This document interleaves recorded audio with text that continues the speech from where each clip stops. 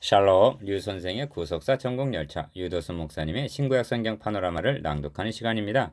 지금은 빌립보서 파노라마의 마지막 부분 4장 10절에서 23절까지입니다. 능력 주시는 자 안에서 모든 것을 할 수 있다. 요절은 13절 내게 능력 주시는 자 안에서 내가 모든 것을 할 수 있느니라.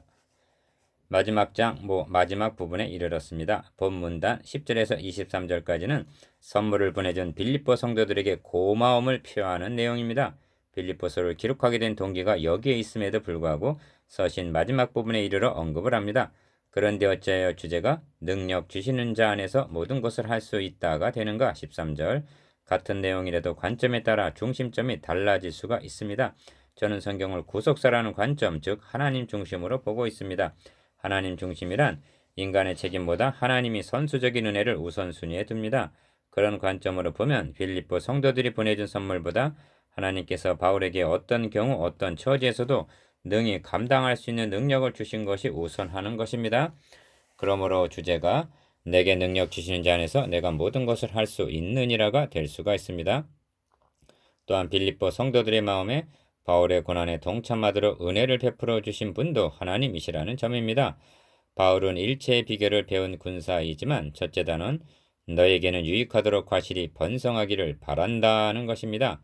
17절 둘째 단은 이를 두 단원으로 나눠 상고하겠습니다. 첫째 단은 10절에서 13절 일체의 비결을 배웠노라. 둘째 단은 14절에서 23절 과실이 번성하기를 구하노라. 첫째 단은 10절에서 13절 일체의 비결을 배웠노라. 내가 궁핍함으로 말하는 것이 아니라 어떠한 형편에든지 내가 자족하기를 배웠노니. 11절 1. 첫째 단원의 중심점은 일체의 비결을 배웠다는 데 있습니다.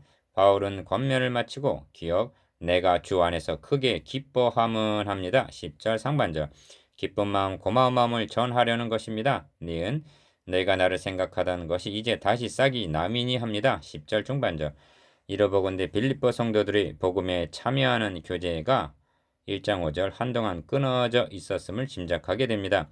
이렇게 된 것은 변심을 해서가 아니라 디귿 너희가 또한 이를 위하여 생각은 하였으나 기회가 없었느니라 합니다. 10절 하반절 그러던 차에 바울이 로마 옥중에 있다는 소식을 접하게 되자 또다시 복음에 참여하게 된 것입니다. 2. 내가 궁핍함으로 말하는 것이 아니라 합니다. 11절 상반절 목회자의 처신은 참으로 신중해야만 합니다. 선물을 받고 고맙다고 하자니 아첨하는 것 같고 가만히 있자니 무심한 것처럼 여겨지게 될 것입니다. 바울은 고린도 교회에 보낸 편지에서 또 이 말을 쓰는 것은 내게 이같이 하여 달라는 것이 아니라 내가 차라리 줄여 죽을지언정. 고린도전서 9장 15절 그런 뜻이 아니라고 말씀합니다. 바울에게 있어서 선물 자체는 2차적인 문제요. 그 안에 담겨있는 저들의 믿음과 사랑이 최우선이었던 것입니다. 그래서 주 안에서 크게 기뻐한다고 말씀하는 것입니다. 3. 어떠한 형편에든지 내가 자족하기를 배웠노니 합니다. 10절 하반절 내게 능력 주신 자 안에서 모든 것을 할 수 있다는 것은 저절로 하루아침에 되는 것이 아닙니다. 바울은 배웠다는 점을 거듭 강조하고 있습니다. 기억 내가 비천에 처할 줄도 알고 니은 풍부에 처할 줄도 알아. 디귿 모든 일에 배부르며 리을 배고픔과 미음 풍부와 비읍 궁핍해도 일체 비결을 배웠노라 합니다. 12절 자신이 본래부터 이런 사람이 아니라 훈련을 통해서 배웠다는 것입니다. 자족하기를 배웠다. 1. 바울이 받은 훈련을 예로 든다면 형제들아 우리가 아시아에서 당한 환난을 너희가 알지 못하기를 원치 아니하노니 힘에 지나도록 심한 고생을 받아 살 소망까지 끊어지고 우리 마음에 사형 선고를 받은 줄 알았으니 합니다. 사랑하는 종에게 어찌하여 이런 환난을 허용하셨는가? 이는 우리로 자기를 의뢰하지 말고 오직 죽은 자를 다시 살리시는 하나님만 의뢰하게 하심이라 합니다. 고린도 후서 1장 8절에서 9절 고린도 후서 11장 23절에서 27절까지에는 바울이 연단을 받은 혹독한 훈련 내용이 나옵니다. 2. 그런 바울에게 내게 능력 주시는 자 안에서 내가 모든 것을 할 수 있느니라 합니다. 13절 이 구절은 많은 분들이 애송하는 말씀이면서도 잘못 인식되고 있는 말씀입니다. 이는 불가능이 없다는 그런 뜻이 아닙니다. 자족하기를 배웠다는 뜻입니다. 궁핍할 때는 궁핍할 줄 알고 풍부할 때는 풍부한 대로 환경과 처지와 형편을 초월하여 자족하기를 배웠고 일체의 비결을 배웠다는 것입니다. 그리스도인으로서 바르게 처신하기가 풍부할 때와 궁핍할 때, 형통할 때와 고난 중 어느 때가 더 어렵다고 여겨지십니까? 3. 중요한 점은 이렇게 말씀하는 바울 사도의 마음입니다. 먼저 빌립보 성도들의 입장에서 생각해 보겠습니다. 빌립보 성도들은 조금은 섭섭했었을 것 같습니다. 왜냐하면 내가 모든 것을 할 수 있다고 말하기 때문입니다. 그들을 기쁘게 해주기 위해서라면 나는 누군가의 도움을 기다리고 있었다. 너희들이 보내준 것이 아니었다면 나는 굶어 죽었을지도 모른다고 말했어야 합니다. 그러나 그렇게 말을 한다면 자신을 택하셔서 하나님의 복음을 위하여 사도로 세워주신 주님의 명예는 어떻게 되느냐는 것입니다. 4. 바울은 이렇게 말씀하고 있는 셈입니다. 나는 옥중에서 누가 면회오지 않나 하고 처량한 모습을 하고 있지 않았다. 나는 옥중에 있지만 주 안에 있다. 주님은 옥중에서도 나와 함께 계셔서 능히 감당할 수 있는 힘을 공급해 주신다. 이것이 나의 간절한 기대와 소망을 따라 아무 일에든지 부끄럽지 아니하고 오직 전과 같이 이제도 온전히 담대하여 살든지 죽든지 내 몸에서 그리스도가 존귀 되게 하는 것이요. 1장 20절 이름이 거룩히 여김을 받으시오며입니다. 또한 이것이 주 안에 서 있는 신앙입니다. 1절 둘째 단원 14절에서 23절 과실이 번성하기를 구하노라. 내가 선물을 구함이 아니요 오직 너희에게 유익하도록 과실이 번성하기를 구함이라. 17절 1. 둘째 단원의 중심점은 오직 너희에게 유익하도록 과실이 번성하기를 구함이라는 말씀에 있습니다. 그리스도인들이란 포도원에 심은 무화과 나무와 같습니다. 즉 열매 맺기를 기대하신다는 말씀입니다. 바울은 이미 1장 11절에서 예수 그리스도로 말미암아 의의 열매가 가득하여 하나님의 영광과 찬송이 되게 하시기를 원하노라 했습니다. 이 점을 로마서에서는 그러므로 내 형제들아 너희도 그리스도의 몸으로 말미암아 율법에 대하여 죽임을 당하였으니 이는 다르니 곧 죽은 자 가운데서 살아나신 이에게 가서 우리로 하나님을 위하여 열매를 맺히게 하려 함이라 합니다.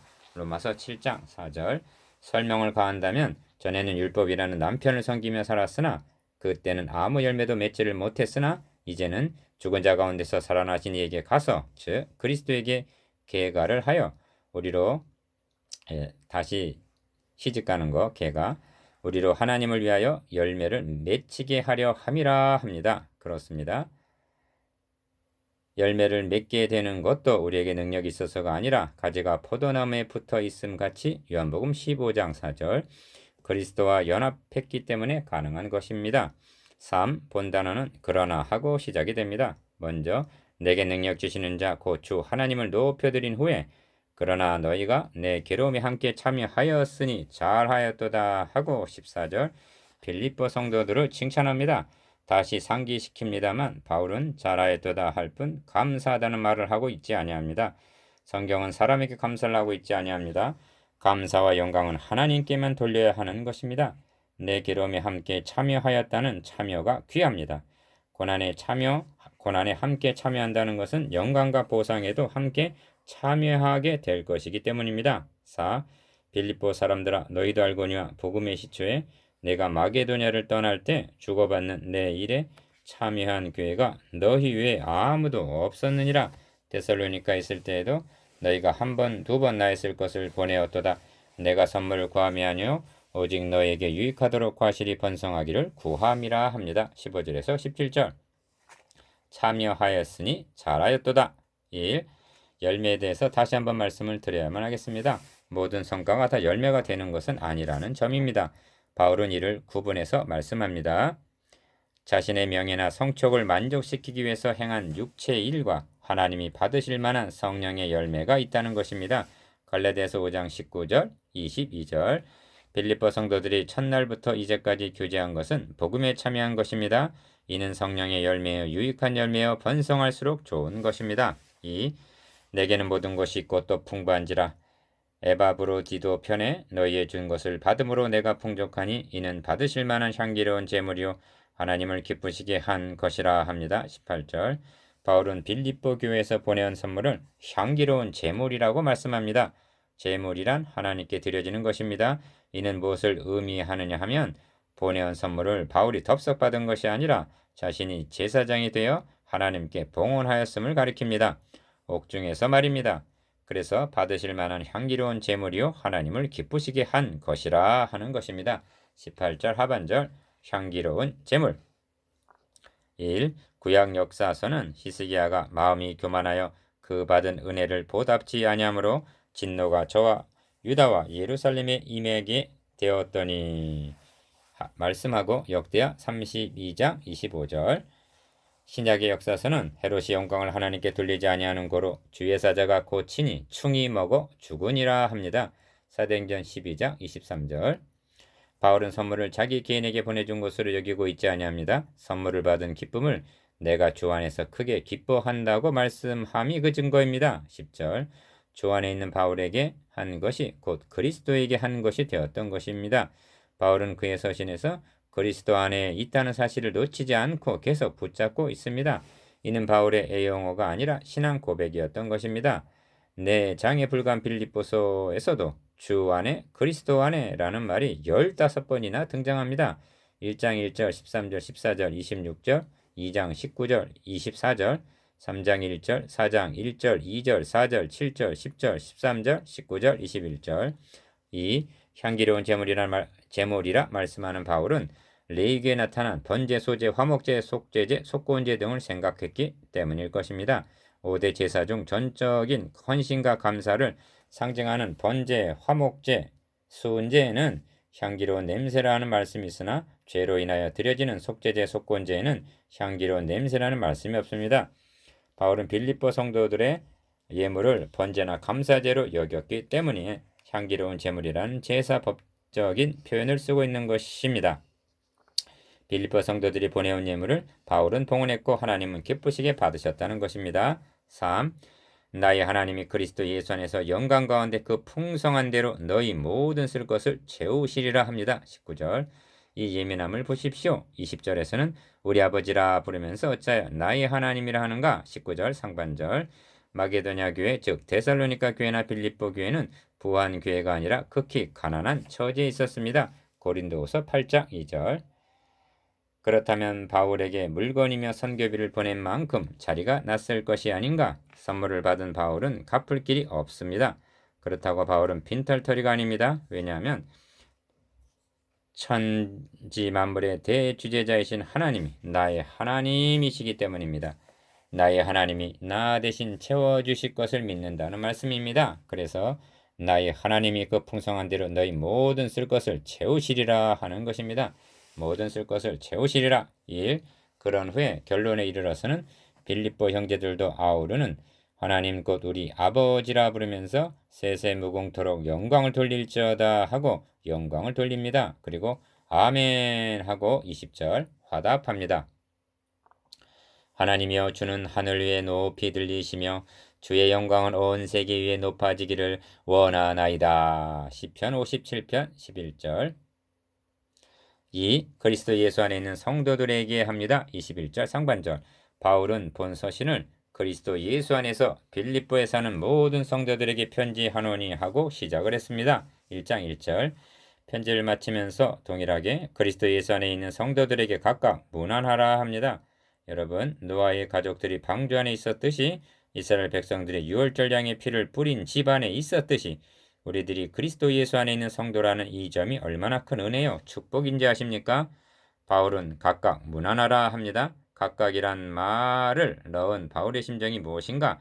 한 사람도 빼놓지 말고 모든 성도들에게 일일이 내 문안을 전달해달라는 그리스도의 심장으로 사랑하는 마음에서입니다. 3.